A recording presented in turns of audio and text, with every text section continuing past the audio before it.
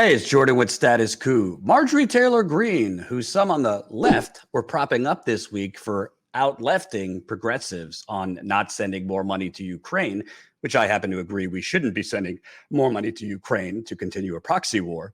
But Marjorie Taylor Greene, who again, leftists were propping up, basically her argument was babies are without formula in this country, and we're talking about sending $40 billion to Ukraine. Let's take a look at Marjorie Taylor Greene's virtue signaling on the issue. While American mothers can't find baby formula, and while our border is being completely invaded every single day, and fentanyl is flooding across and killing Americans, but Congress thinks it's their job to fund $40 billion of your hard-earned tax dollars to Ukraine.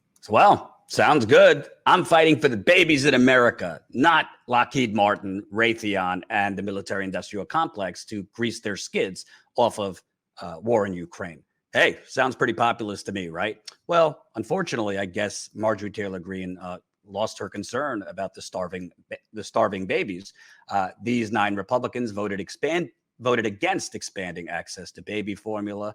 9 Republicans in the House of Representatives have voted against the bill that aims to facilitate the purchase of baby formula for those on low-income federal support programs.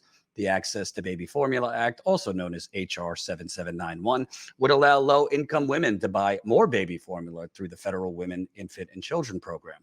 It received a 414-9 bipartisan support in a House vote on Wednesday amid the formula shortage crisis in the country. Here's the list. Congressman Andy Briggs, Lauren Boebert, Matt Gaetz, Louis Gohmert, Paul Gosar, Marjorie Taylor Greene, Clay Higgins, Thomas Massie, and Chip Roy. Well, wonder how leftists are going to twist themselves into a pretzel now to prop up fascist frauds like Marjorie Taylor Greene.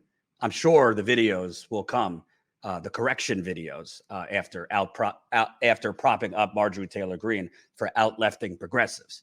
By the way, most of these individuals on the left who did videos framing that how is Marjorie Taylor Greene out-lefting progressives on money to Ukraine kind of left out that small, tiny detail that, I don't know, Marjorie Taylor Greene bought defense stocks right at the beginning of the Russia-Ukraine war.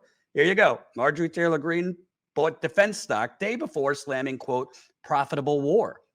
Representative Marjorie Taylor Greene purchased stock in a major defense contractor just one day before sending a tweet that appeared to criticize profiting from war. A financial disclosure released on Monday shows that Greene, a Republican representing Georgia's 14th congressional district, purchased between $1,001 and $15,000 in Lockheed Martin stock on February 22nd, 2022. Hey, what was going on in the beginning of February of this year? Was Russia invading Ukraine? Lockheed Martin manufactures Javelin anti-tank missiles with defense contractor Raytheon. Wait a minute. What are the majority of weapons we've been sending over to Ukraine? Javelin missiles. Would you look at that? So let's get something straight here. Marjorie Taylor Greene literally invested in Lockheed Martin 5 minutes before the war started. Then she slams profiting from war. Then she does theatrical speeches on how we shouldn't be giving more money to Ukraine because the babies are starving. And then she starves the babies. And this is who some on the left were propping up as somehow out-lefting progressives. Now, let me be clear. We should criticize, in my opinion, we should be criticizing Bernie, the squad, for voting for $40 billion more for missiles and tanks and defense to Ukraine. Not because I support Russia, not because I want more innocents to die in Ukraine, but it has become clear that the United States' real goal is to continue this war and to use Ukraine as a proxy against Russia.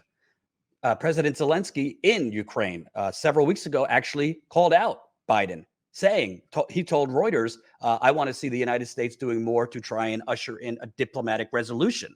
The United States is doing no such thing. Before the war broke out, they were not serious about trying to foster negotiations between Russia and Ukraine, and they are not serious now about trying to be a broker of negotiations for a settlement. Of course, a settlement probably will be favorable to Russia, but Do we want this to continue for the next 4 to 5 years, or do we want this to end? Sending $40 billion more to Ukraine is not going to end this. It's going to prolong it while continuing to grease the skids and fatten the wallets of Marjorie Taylor Greene and Lockheed Martin. But it's just incredible to me. And this is why I've started speaking out. And some people don't like it, but I've started speaking out on, leftists who put out this nonsense framing that certain individuals, whether it be Trump or Governor DeSantis or Marjorie Taylor Greene, they're appearing to out-left Democrats on war or on free speech or on this. We should call out the Democratic Party corruption, warmongering, lawlessness, and a whole host of other things. We certainly do it here at Status Coup constantly. But you don't have to then try and spin and frame Republicans as somehow better on war, somehow less corrupt, somehow better on civil rights, which is what's been going on for a while now. And we saw that in comments Jimmy Dore made this week on somehow if you are anti-war, you should have voted for Trump and the GOP in 2020, or him putting forth clips of DeSantis saying, I'm against the Ministry of Truth, as somehow that means he's more of a champion on free speech, even though he literally just signed a bill banning protest in residential neighborhoods in Florida, which, by the way, Jimmy, free speech champion Glenn Greenwald are crickets on. So it's really important to me that we call out corruption across the board and we don't push disingenuous and non-factual framing to basically either unintentionally shift people more towards favoring the right or intentionally play to a right-wing audience. Can you imagine for a second if AOC, any squad member, Bernie, had invested in a defense company right before the war broke out? Hell, could you imagine if they had invested in a lemonade stand and then made money from that lemonade stand and then went and spoke out against lemonade? You think I'm being dramatic? Who do you think would be live in 5 minutes with an all caps scorched earth headline? We could call out Democratic Party corruption. We could call out Bernie and the squad without trying to prop up right wingers. It is disingenuous, and it was disingenuous, not just Jimmy, but others who were doing these videos. Marjorie Taylor Greene is out-lefting the squad. Stop trying to create false framing because you hate the squad. You can call out the squad without presenting false framing on Republicans. This is a woman, who spoke at a white nationalist conference, which even the Republican leadership had to call out. And let's face it, they don't mind playing footsie with white nationalists. This is somebody who, I don't know, call me old-fashioned, I follow the money. She voted against sending more money to Ukraine after she already cashed in on this Russia-Ukraine war. Give me a break.